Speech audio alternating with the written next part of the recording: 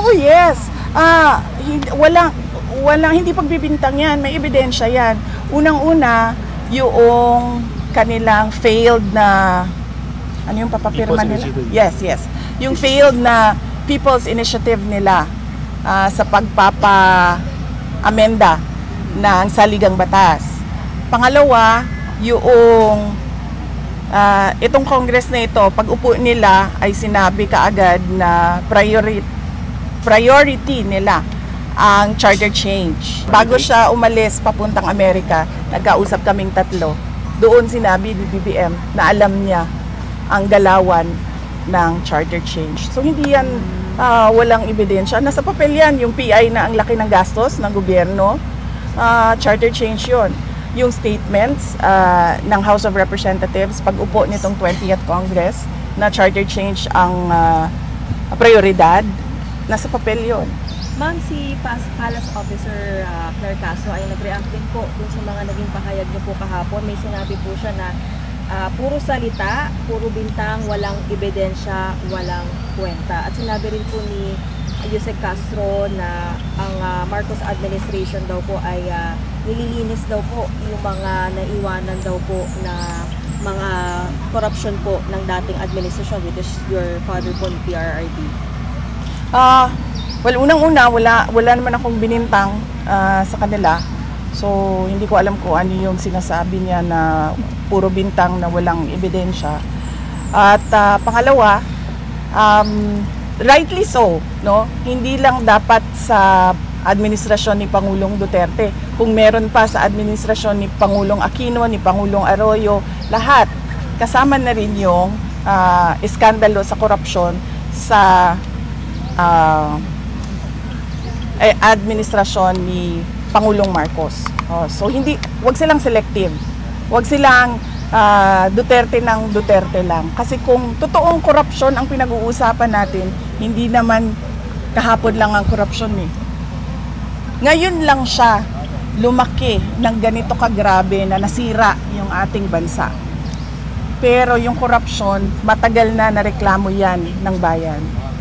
Ma'am, yung nire-reactan po ni Yusek Castro din sa parang puro salita at pambibintang is yung sinabi niyo po kahapon na the Marcos seeks to remain in power. Oo, yes. Hindi pagbibintang yan. May ebidensya yan. Unang-una, yung kanilang failed na, ano yung papapirma nila? Yes.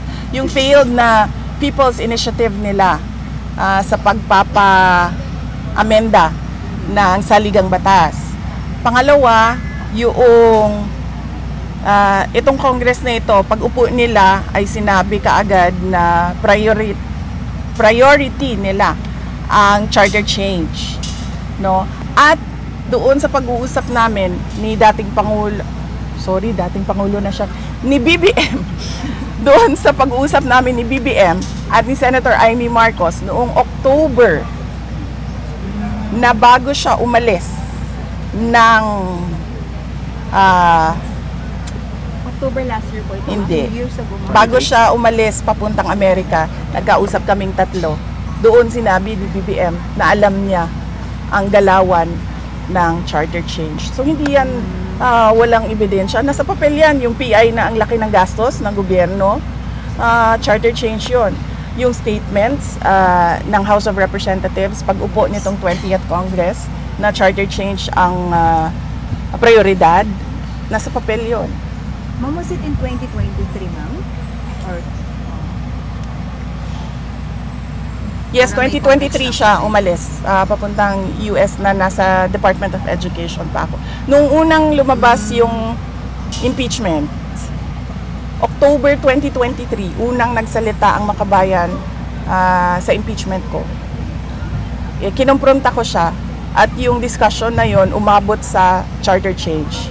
Hindi ko alam kung bakit umabot doon, hindi ko na maalala, pero nandun si Senator Amy Marcos. Tatlo kami nag-usap. At nagsagutan na sila sa charter change. Pero ang pinunta ko doon is, tinatanong ko siya, bakit mo pinapabayaan na gumalaw ang House of Representatives ng impeachment na wala naman akong ginagawa? Pero ma'am, ano raw po ba yung end goal ng charter change? Why are they pushing that dun sa iyong discussion? Ang cover story nila is economic provisions, 'di ba? At ang sinasabi naman natin, ang dami namang batas na ang kailangan lang ay implementasyon, hindi kailangan ng pag-amenda ng constitution. Yan yung cover story nila, charter change. Pero ang totoo niyan, term extension yan.